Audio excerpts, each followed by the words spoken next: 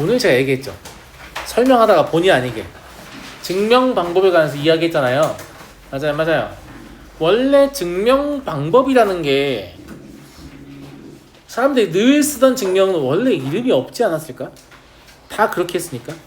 근데 어떤 명제를 그렇게 하려고 보니까 어려워서 다른 방법을 고안하다 보니까 이름을 나중에 획득한 거거든요. 그래서 이름이 좀 이상해요.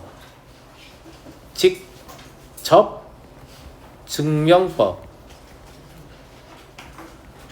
네가 직접 증명해라 이런 얘기가 아니고요. 증명을 하다 보니 어려운 상황이 있어서 증명을 하는 다른 방식을 만들었는데 얘가 간접 증명법인 거죠. 이 간접 증명법은 크게 두 종류가 있습니다. 첫 번째, 귀류법이 있고요. 두 번째, 아까 언급한 바 있죠. 대우증명법이 있습니다. 사실 유심히 기억하셔야 되는 건 귀류법밖에 없을 거예요. 자, 귀류법은 뭐냐면 귀자는 뭐예요? 돌아갈 귀자입니다. 류자는 오류할 때 그 류자예요. 그러니까 오류로 회귀하게 만드는 증명 방법이다 이겁니다. 알겠죠? 이 증명은 어떻게 하냐면 결론을 부정합니다. 결론을 부정하여 모순을 이끌어낸다라고 하거든요.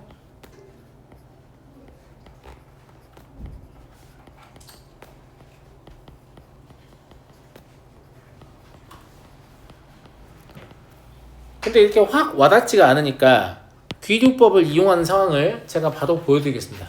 알겠죠? 3번을 먼저 풀고 다시 1번으로 올라올게요. 귀류법을 이용한 증명을 제가 바로 보여드릴게요. 보세요.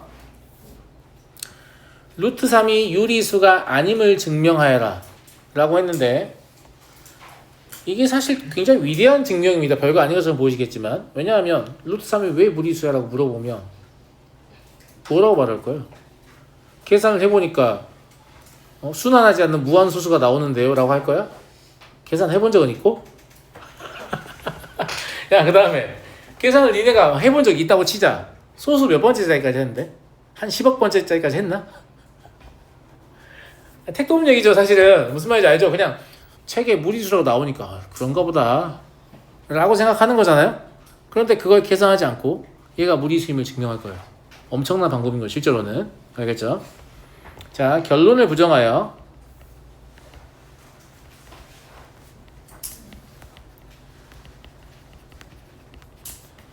루트 3이 유리수라고 합시다. 그러니까 결론을 부정하면서 시작하니까 나는 뭘 사용하고 있다? 귀류법을 쓰려고 하는 거예요. 그러면 이제 오류를 만들어내면 되는 거예요. 자, 유리수의 정의는 뭡니까? 유리수의 정의가 뭐예요? 부족불로 나타낼 수 있는 수. 더 정확히 얘기하면 정수분의 정수입니다. 유리수의 정의는 뭐라고요? 정수분의 정수요. 무슨 말인지 알겠죠? 왜냐면 분수꼴이 아니어도 돼요. 1분의 3 유리수입니다.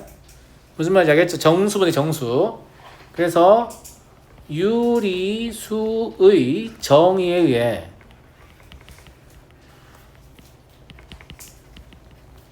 루트 3은 a분의 b다. 근데 루트 3이 양수인 거 알고 있으니까 a, b를 자연수로 잡아도 상관없죠. 양의 정수로. 그죠? 단 a, b는 서로 소인 자연수 이렇게 잡을게요. 이 증명의 자연수도 중요한데 이 서로소가 겁나 중요하거든요.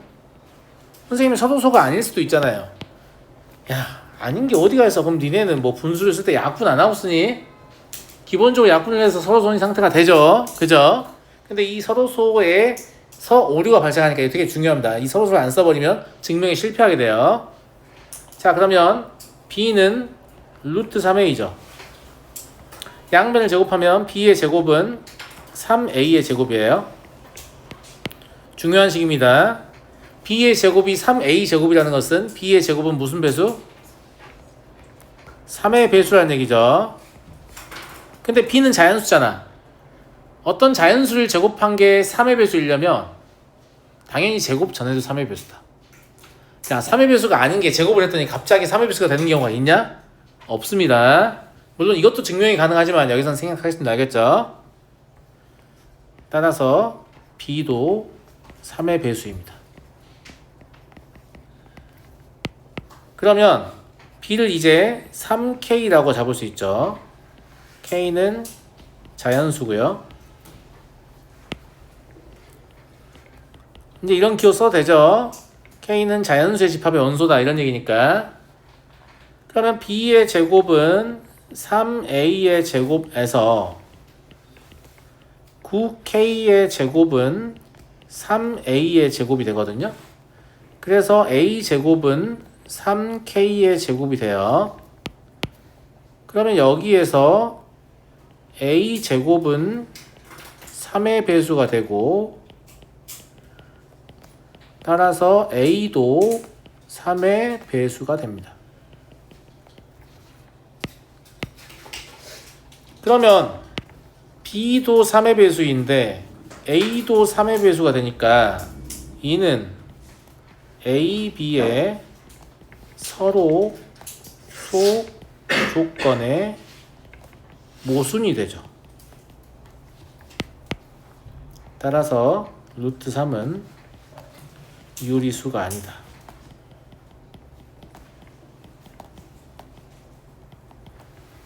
그러니까 루트 3의 근사값을 지금 계산했습니까? 창값을 계산했어요? 계산 안 했잖아요. 계산 안 하고 그냥 논리적으로 얘는 무리수이다 라는 걸 보인 거죠. 이럴 때 이러한 증명 방법을 뭐라고 하냐면 귀류법이라고 하는 거예요. 그러니까 귀류법의 되게 중요한 특징은 뭐냐면 결론을 뭐 한다? 부정한다는 데 있는 거예요. 누가 심사하냐? 자, 봐봐. 하던 거 마저 해야지. 알았어? 자, 그러면 간접 증명법이라는 게 생겼는데 결론을 부정하는 게 간접 증명이잖아. 그럼 직접 증명은 뭘까? 결론을 부정하지 않는 거겠죠. 그래서 얘의 내용이 간접 증명법 때문에 상대적으로 내용을 갖게 되는 거예요. 무슨 말인지 알겠죠? 그래서 얘는 결론을 부정하지 않고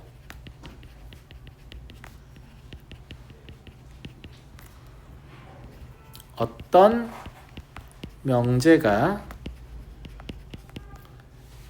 참임을 보이는 것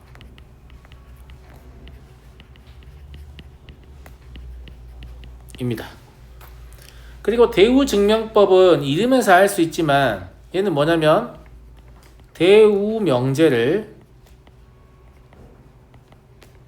직접 증명하는 거거든요.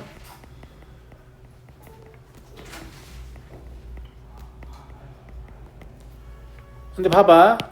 대우명제라는 거는 어떻게 만드는 거야? P면 Q이다의 대우 뭐예요? not Q이면 not P다죠. 다시 얘기할게요. P면 Q이다의 대우 뭐예요? not Q이면 not P다죠.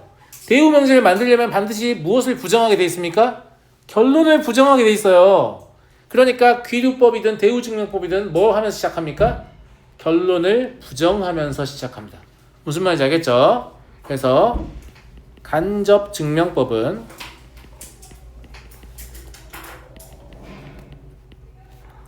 결론을 부정한다는 공통점이 있습니다.